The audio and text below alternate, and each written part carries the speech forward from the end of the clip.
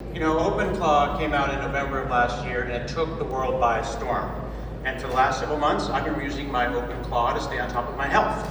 My claw can help me manage my blood sugar and it gives me even proactive notifications via heartbeat. I've got mine triaging my personal email, it's doing my GitHub issues and tracking packages, and it even buys me movie tickets. So Samantha, what are you using your claw for? That's cool, Scott. I turned my OpenClaw agent into my triathlon coach. I'm nowhere near ready for my race in September, but Coach Claude developed a work back plan for me and is using my Strava data to notify me on how I'm progressing and to keep me accountable when I'm slacking. Now, we've both found our claws to be super useful, and that's why we're working closely with OpenClaw to make them successful and even more successful on Windows. We've been collaborating in the open on GitHub to bring you all an OpenClaw Windows companion app. It's going to help you set up your own claws or connect to existing ones, whether they're hosted in Windows or in WSL. And the Windows companion, we're going to sandbox the OpenClaw tool calls to keep you and your system safe. Yeah, you'll see the OpenClaw Windows Companion app running right now in the background. Go ahead and right-click on it, Scott. All right. That looks awesome.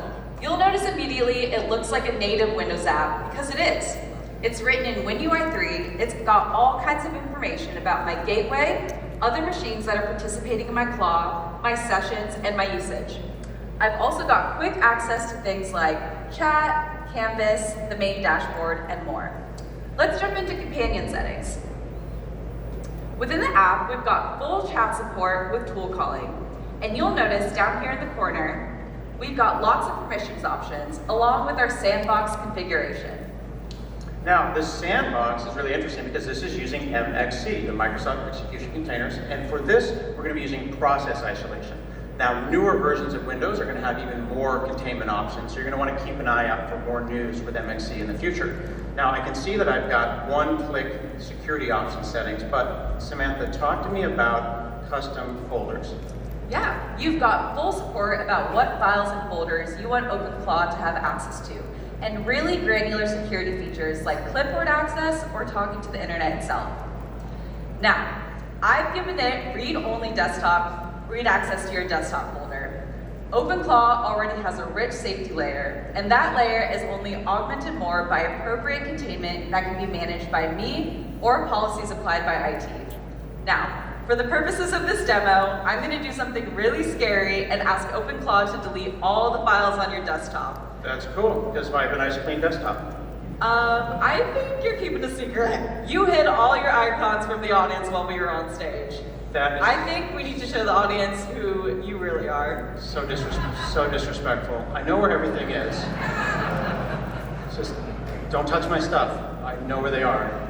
You know, Sam, I need to make sure that you're clear that a messy desktop is an organized mind. I'm pretty sure that that's the quote, right? So what we've done is we've asked OpenClaw to delete those files from the Windows node, and the only thing that is going to keep it from happening is MXC, because we've turned off all of the many layers that OpenClaw offers, but our IT, in this case Samantha, has set it to read-only.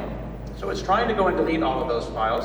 We can actually see the different attempts where it's going and deleting, and then checking the directory, and then deleting again, because it's very persistent. It wants these files gone, and I want them to stay. Oh, no. The read-only sandbox is there. 94 JPEGs are still on the desktop. Absolutely. My desktop icons are safe from Samantha's reign of terror.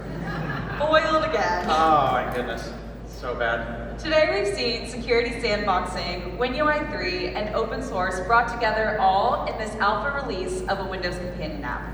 We think this app is a great opportunity to showcase OpenClaw on Windows, and it's only going to get better in the coming months. That is right. And by the way, I want to note that we're doing all this development work on this calm Windows development machine with all the tools that I love, like WSL, containers, and containment.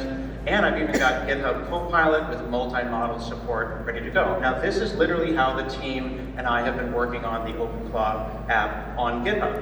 Now, people might wonder how all of this came together. Turns out that over the holidays, I got a DM from this random guy on the internet, and it took me a couple of days to get back to him.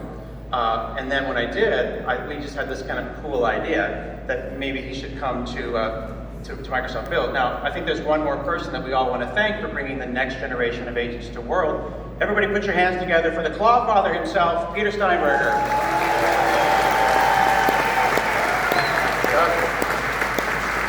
Samantha, it's just showing off my secret DMs.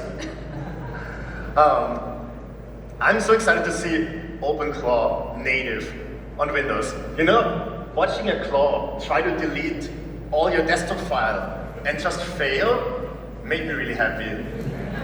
Because 6 months ago, that totally would have worked. You know, I built OpenClaw to have access to everything.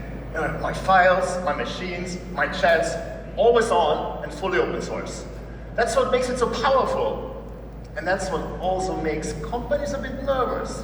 You know, what I kept hearing was, Peter, I love my claw.